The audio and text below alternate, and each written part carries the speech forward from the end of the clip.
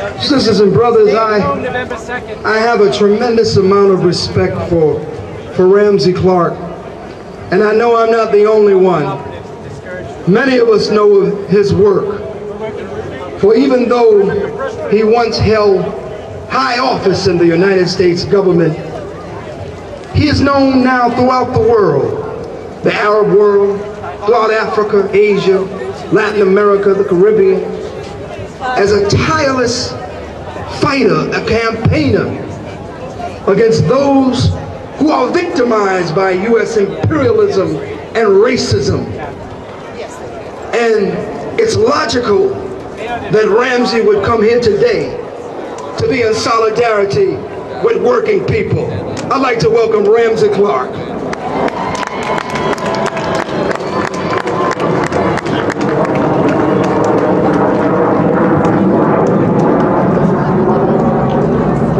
Workers,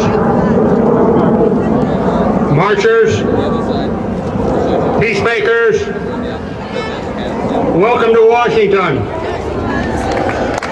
Let's take this government back for the people. In the last 4 years, we have seen the most openly destructive policies of government in the history of the United States. That's right! They really come in two headings. First, the policy is to enrich the rich and impoverish the poor. And if you analyze every public statement by this administration, you'll see that that's exactly what they are intending to do, and it's exactly what they're doing. What's happened to wages? What's happened to jobs? What's happened to benefits for the poor? And how many corporate executives are making more than $100 million a year? That's a policy that goes worldwide. Poor countries poorer, rich countries richer. The other policy is the policy of might, of force, of lawless force to have its way. This government has committed more crimes in the name of the United States than any prior administration in history. The war of aggression in Iraq, killing tens of thousands of people there. Talk about impoverishing people. They were poor enough before we arrived. Now they're barely alive. The war of aggression was decreed by the Nuremberg judgment to be the supreme international crime. And George Bush has committed it. He's used every illegal weapon that we have except the nuclear bomb. He's used depleted uranium and cluster bombs, super bombs. He's engaged in deliberate assassination and bragged about it, and we've watched him. Summary execution of thousands of people, indiscriminate killing of civilians wherever they happen to be. There's no end to the lawlessness of this government. They've trashed the Bill of Rights. He talks about freedom on the march. Let me tell you, freedom is on the run. It's struggling for its existence. The Patriot Act and how many other acts of the United States government under this Bush administration are destroying freedom everywhere.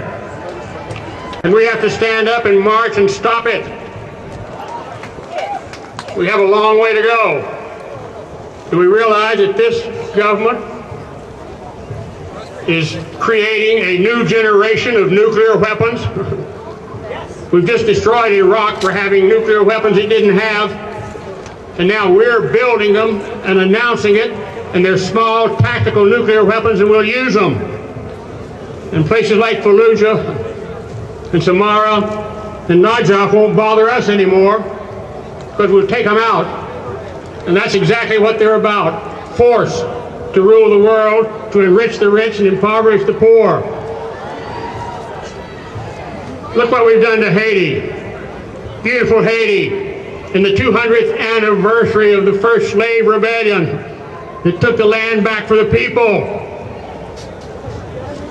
George Bush and Dick Cheney told President Aristide, the most popular leader Haiti has ever had, that he had to go. And we took him out in a U.S. aircraft.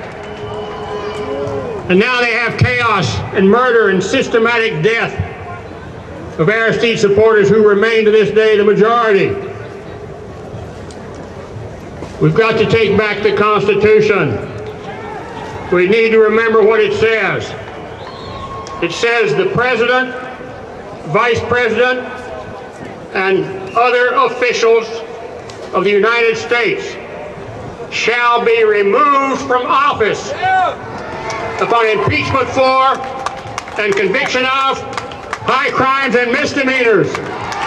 And they've done it. Impeachment is our constitutional and moral duty. It's also the road to survival. And there'll be a message to whoever's the next president of the United States that we're not going to stand for any more criminal conduct in that office. No more impoverishment of the poor. No more force as a means of prevailing over the whole planet. Let's march on until we prevail. Thank you.